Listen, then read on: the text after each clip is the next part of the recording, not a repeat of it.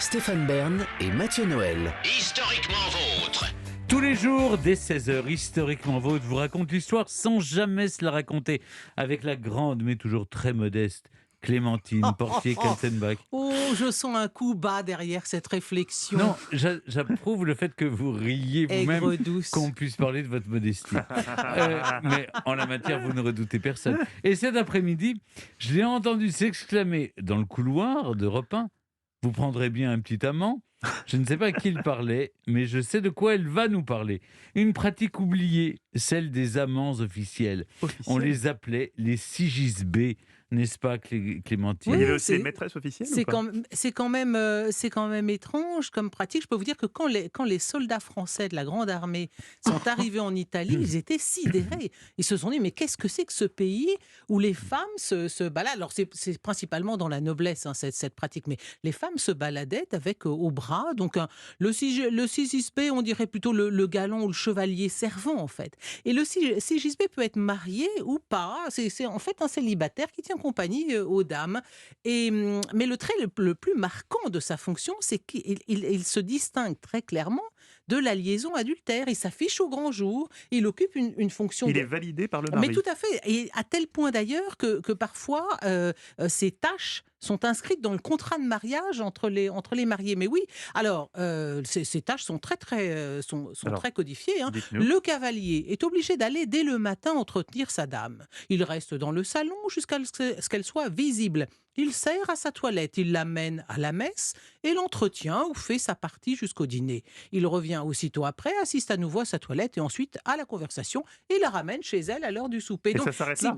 Alors, si vous écoutez Sade dans l'histoire de écoutons Juliette Sade. et les prospérités du vice, il écrit « Ceux qui croient que le sigisbé est un amant sont dans une grande erreur. Il est l'ami commode de la femme, quelquefois l'espion du mari, mais il ne couche point. Et c'est sans doute de tous les rôles le plus plat à jouer en Italie. » Alors là où il se trompe, naturellement, Mathieu, c'est que bien sûr, le sigisbé parfois devient l'amant de celle qui sert. Mais parfois, le mari est d'accord, si vous voulez, parce que Ça le ma- l'arrange. mais ça l'arrange. Mais d'une certaine manière, c'est pas mal pour la paix des ménages, parce que les mariages ne sont pas des mariages d'amour, des mariages d'affinités électives. Donc, si vous casez à côté de votre femme un petit gars là qui s'occupe d'elle, qui l'emmène au spectacle. Alors, c'est aussi une pratique qui s'est diffusée avec l'habitude de sociabilité des Lumières dans les salons en France. C'est l'époque du libertinage, du badinage. Et ben, en Italie, on institutionnalise ça d'une certaine manière. Il y a un certain Sismondi qui trouve que et tout ça est très très dangereux naturellement pour la morale publique et qu'il valait mieux quelques femmes avec des amants que toutes les Italiennes de l'aristocratie se baladant avec un homme au bras. Aucun mari ne regarda plus sa femme comme une compagne fidèle associée à toute son existence. Aucun père n'osa s'assurer que les enfants qui portaient son nom étaient à lui. Ce ne fut pas parce que quelques femmes eurent des amants, mais parce qu'aucune femme ne put paraître en public sans son amant que les Italiens cessèrent d'être des hommes. Alors, en plus, c'est pas très pratique pour les amants, si vous voulez, parce qu'un sigisbé, si vous êtes amoureux d'une femme, le sigisbé, il est toujours planté là, alors qu'un mari, il s'en va de temps en temps. Le sigisbé, il est là, donc Oui. c'est pas Et on super. peut partager un sigisbé ou pas? Alors, on peut pas tout à fait partager un sigisbé, Genre, il pouvait faire plusieurs femmes. mais oui, tout à fait, puisque la belle italienne Isabella Teotocci Albrizzi, elle a prêté son sigisbé qui était Ah, c'est Dominique sympa, ça. Vivant de nom. Mais oui, Du il a été lourd. sigisbé, exactement. Et Elle a prêté une copine. à Élisabeth Vigée-Lebrun, parce qu'elle elle venait de quitter la France après la Révolution, et donc sa copine italienne lui prête Vivant de nom à Venise. Hein. Et elle a trouvé que c'était un très bon arrangement, parce qu'il l'accompagnait partout dans Venise, il s'occupait d'elle où elle était un petit peu paumée. Lord Byron, en 1818, est sigisbé, le sigisbé de Teresa Guiccioli. Et voilà ce qu'écrit Byron. « Je plie un châle avec une dextérité considérable, mais je n'ai pas encore atteint la perfection dans la manière de le placer sur les épaules. Je fais monter et descendre de voiture, je sais me tenir dans une conversation et au théâtre. » Voilà, il est un peu comme une camériste, si vous voulez. D'ailleurs, Montesquieu aussi a été sigisbé à Milan en 1728. Montesquieu. Montesquieu. Et alors, il écrit à la comtesse Tout un Borromée. programme. Mais oui, Comme vous n'avez pas votre mari ici même, vous devez au moins avoir un sigisbé. Je vous assure que j'occuperai ma charge avec la discrétion qui convient. Eh oui, eh oui. Alors, vous voyez, avec le temps, les partisans de l'unité italienne qui aspiraient à créer une nation nouvelle vont renoncer à cette coutume qui donnait quand même une drôle d'image des Italiens. Hein. Ils passaient un peu pour des rigolos et des gigolos.